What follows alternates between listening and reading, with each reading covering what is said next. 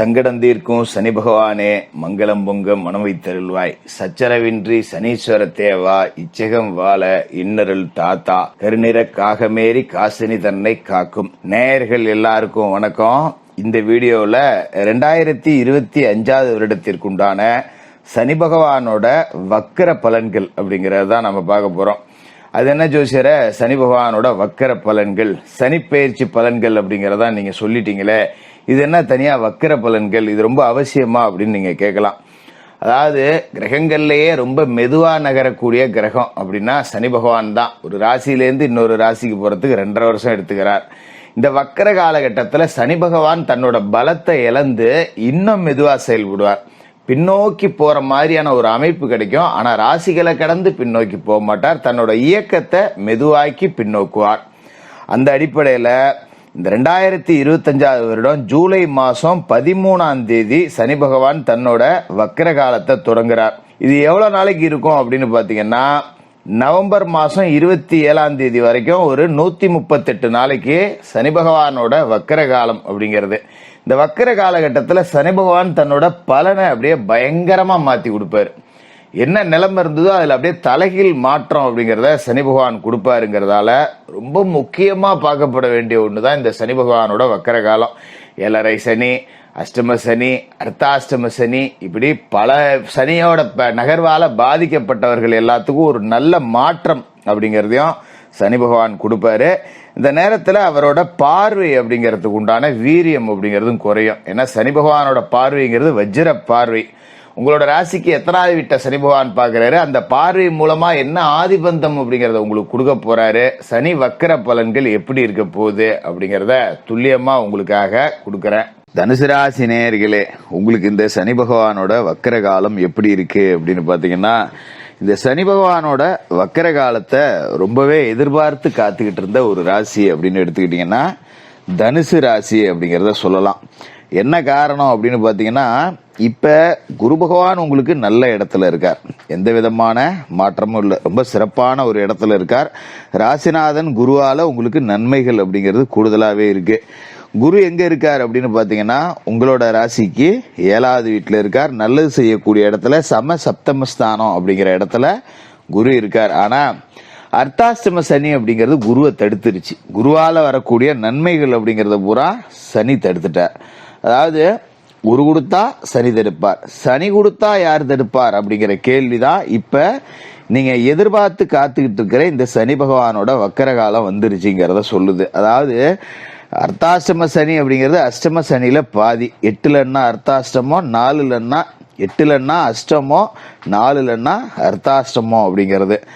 இப்ப நீங்க 4ஆம் இடத்துல சனி பகவான் இருந்துட்டு உங்களுக்கு தொந்தரவுல கொடுக்குறார். குறிப்பா சுகஸ்தானம், நிறைய சுக பிரச்சனைகளை கொடுப்பார், சுக கேடுகளை கொடுத்திருப்பார், உடம்ப பலவீனப்படுத்தி இருப்பாரு, மருத்துவ செலவுகள் அப்படிங்கறத கொடுத்திருப்பாரு, தாயாரோட சண்டை சச்சரவு, தாயார் உறவுகளோட தாய்மாமன், சின்னம்மா, பெரியம்மா, இந்த மாதிரி தாய்மாமன் உறவுகள் வகையில சிக்கல். இதுலயே தாய்மாமா வழியில பொண்ணு கொடுத்து பொண்ணு எடுத்திருந்தா பெரிய கலையபுரத்தையே கூட உண்டு பண்ணி விட்டுருப்பாரு. இப்படி எல்லாம் கூட நடந்திருக்கும். இனிமே சரியாயிடும். ஏன்னா அர்த்தாஷ்டம சனிங்கிறவரு இப்ப பலமிழந்து போறார். ஜூலை 13ஆம் தேதியிலிருந்து 137 நாள் உங்களோட வாழ்க்கையில ஒரு வராது வந்த மாமணி போல வரப்பிரசாதமா வந்திருக்கு அப்படின்னு தான் இதை நாம சொல்லணும். இனிமே தாய் வழி சொந்தங்களால நன்மைகள் அப்படிங்கிறது நடக்கும். சில பேருக்கு தாய் வழி சொத்துக்கள் கிடைக்கக்கூடிய வாய்ப்பு, தாய்மாமன் வகையில பொன் கொடுத்து பெண் எடுக்க வாய்ப்பு, இது எல்லாமே உங்களுக்கு கிடைக்கும். கவலைப்பட வேண்டியதில்லை. அது மாதிரி நிறைய பண பிரச்சனைகள் அப்படிங்கறத கொடுத்திருப்பாரு. கடன் வாங்க வேண்டிய சூழல் அப்படிங்கறதெல்லாம் கூட வந்திருக்கும். அதோட சனி பகவானோட பார்வை அப்படிங்கிறது இருக்கு பாத்தீங்களா, அது ரொம்ப மோசமான ஒரு பார்வை. அதாவது ராமாயணத்துல ராவணன் நவகிரகங்களை சிறைபிடிக்கும் போது சனி பகவானை மட்டும் பின்னாலிருந்து சிறைபிடித்தான். அவரோட பார்வை தான் மேல பற்றக்கூடாது, பட்டா நமக்கு ஆபத்து அப்படின்னு ஈஸ்வர பட்டம் பெற்ற ராவணேஸ்வரனே ஈஸ்வர பட்டம் பெற்ற ஒரே கிரகமான சனீஸ்வரனோட பார்வையை பார்த்து பயந்தான். அப்படிப்பட்ட அந்த வஜ்ர பார்வை உங்களோட ராசியிலேயே விழுவுது. ராசிக்கு 6வது வீட்டுல விழுவுது, ராசிக்கு 10வது வீட்டுல விழுவுது. இப்ப அதோட வீரியம் அப்படிங்கறதும் குறையும் சனி பலம் இழக்கிறப்ப. அப்ப 1ஆம் இடத்துல சனி பகவானோட பார்வை விழுந்துச்சு அப்படின்னா சனி பகவான் உங்களை கண்காணிச்சுக்கிட்டே இருக்கார்.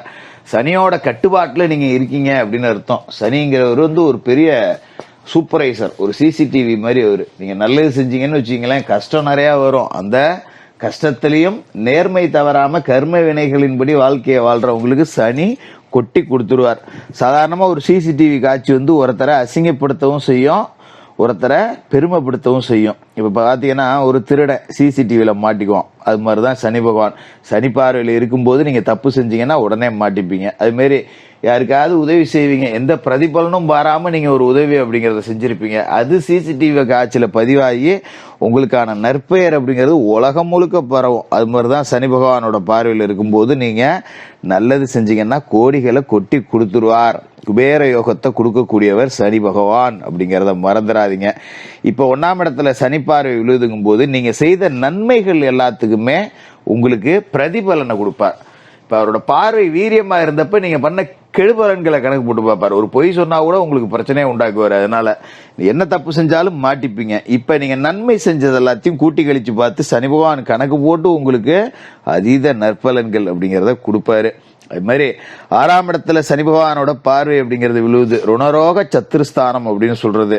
உங்களுக்கு மருத்துவ செலவுகளை கொடுத்திருப்பாரு, நகையை கொண்டு போய் அடகு வச்சிருப்பீங்க, கடன் வாங்கி வச்சிருந்திருப்பீங்க, தெரியாம பிரைவேட்ல லோன் போட்டு மாட்டிக்கிட்டு இஎம்ஐ கட்ட முடியாம தவிப்பீங்க. இந்த மாதிரி அமைப்புகள்லாம் இருந்திருக்கும். எதிரிகளோட தொல்லைங்கிறதும் இருக்கும். ஒரு இடத்துல வேலை செய்யறோம்னா நம்மளை எப்படா காலி பண்ணலாம், கவுத்து விடலாம் அப்படிங்கிற மாதிரியே இருப்பாங்க. சொந்த தொழில் செஞ்சோம்னா தொழில் போட்டி அப்படிங்கிறது இருக்கும். இதெல்லாம் இந்த 6ஆம் இடத்துல விழுந்த சனி பார்வையால நடந்தது. இப்ப அந்த வீரியம் குறையுதுங்கிறப்ப உங்களோட எதிரிகள் பலம் இழந்து போவாங்க. அப்ப நீங்க ஜெயிக்க போறீங்க. எதிரிகளுக்கு பலம் குறையுதுன்னா உங்களோட பலம் அப்படிங்கறதே ஆட்டோமேட்டிக்கா கூடுது அப்படிங்கிறது தான் இதுக்கு அர்த்தம். அது மாதிரி அடகு வைத்த நகைகள் எல்லாம் மீட்கலாம். கடன் வாங்கினதெல்லாம் கொஞ்சம் படிப்படியா அடைக்கலாம். இந்த 137 நாள்ல நீங்க முயற்சி செஞ்சீங்க அப்படின்னாக்க ரொம்ப நற்பலன்கள்ங்கிறது கிடைக்கும். குறிப்பா சனிக்கிழமையில வரக்கூடிய குளிகை நேரத்துல கடன் அடைக்கிறதுக்கான வேலைகளை செய்யுங்க. ஒரு 10,000 கடன் வாங்கியிருக்கேன் அப்படின்னா அந்த சனிக்கிழமையில வரக்கூடிய குளிகை நேரத்துல, குளிகைன்னா யாரு? சனி பகவானோட புதல்வன் மாந்தி தான் குளிகை. அந்த நேரத்துல நீங்க கடன் அடைச்சிங்கன்னா அடுத்தடுத்து கடங்கிறது கட கட கட கடன் அடையும். இந்த 137 நாள்ல நீங்க கடன் இல்லாத ஒரு நிம்மதியான மனிதரா மாறிடலாம். அப்படி ஒரு யோகங்கிறது கொடுக்கும். எங்க இருந்து கடன் அடைக்க ஜோசியரை? தொழில் ஒன்றும் நல்லா போகலையே, வேலையிலயும் ஒன்றும் சரியா அமையலையே, வேலை கூட கிடைக்கலையே அப்படின்னு இருந்ததெல்லாம் உண்மைதான். அதுக்கு காரணம் 10ஆம் இடம். இந்த 10ஆம் இடத்துல சனி பார்வை அப்படிங்கிறது விழுந்ததால தொழில் நல்லா போல, வேலை தேடுறவங்களுக்கு வேலை கிடைக்கல, வேலையில இருக்கிறவங்களுக்கு 10 ரூபா சம்பள உயர்வு கிடைக்க மாட்டேங்குது, அடிக்கடி உடம்பு சரியில்லாம லீவு போடுறோம், இதெல்லாம் இருந்திருக்கும். இனிமே அது இருக்காது. அப்போ உங்க தொழில் நிறுவனம் இதுக்கு மேல ரொம்ப நல்லபடியா நடக்கும். ஒரு 10 ரூபா அந்த இடத்துல 20 ரூபா வரக்கூடிய வாய்ப்பு அப்படிங்கிறது இருக்கு. சனி பார்வை ராசிக்குள்ள இருக்குங்கிறதால உங்களோட உழைப்பை சனி பார்த்துக்கிட்டே இருப்பார். உழைப்புக்கு தகுந்த ஊதியம் அப்படிங்கிறது இந்த காலகட்டத்துல கிடைச்சே தீரும். அது மாதிரி சொந்த தொழில் தொடங்கணும்னு நினைக்கிறவங்களும் இந்த காலகட்டத்தில் தொடங்கலாம். ஒரு இடத்துல வேலை செய்யற, கட்டுப்படி ஆகல, ஏதாவது ஒரு கடையே போட்டு பிழைக்கலான்னு இருக்கேன், வண்டி கிண்டி வாங்கி ஓட்டலான்னு இருக்கேன் அப்படிங்கிறவங்களாம் இந்த காலகட்டத்தில் தொழில் அப்படிங்கிறதையும் தொடங்கலாம். நல்ல வளர்ச்சி, வருமானம், அதற்கு உண்டான உங்க உழைப்புக்கு உண்டான பலன்கள் அப்படிங்கிறத முழுசுமா சனி கொடுத்து உங்களை பெருமைப்படுத்தி கடனெல்லாம் அடைச்சு கௌரவமான ஒரு வாழ்க்கையை வாழ செய்வார். சனிக்கிழமையில அனுமன் வழிபாடு செஞ்சுட்டு சனி பகவானுக்கு எல் தீபம் ஏத்துங்க. ஏலபாலைகள் மாற்றுத்திறனாளிகளுக்கு உங்களால முடிஞ்ச உதவிகள் செய்யுங்க. இந்த சனி பகவானோட வக்கர காலம் ரொம்ப சிறப்பா இருக்கும். இதே நேரத்துல குரு பகவானும் உங்களுக்கு நன்மைகளை செய்வார். அவரோட பார்வையும் உங்களோட ராசிக்கு கிடைக்குது. சனி கொஞ்சம் உங்களுக்கு நல்லது செய்ய தொடங்கும் போது குருவோட அந்த செய்யக்கூடிய ஆற்றலையும் சனி தடுக்க மாட்டார். 2 பேரும் சேர்ந்து உங்களுக்கு கொடுப்பாங்க. ரொம்ப சிறப்பா இருக்கும். தனுசு ராசிக்காரர்களுக்கு வாழ்த்துக்கள்.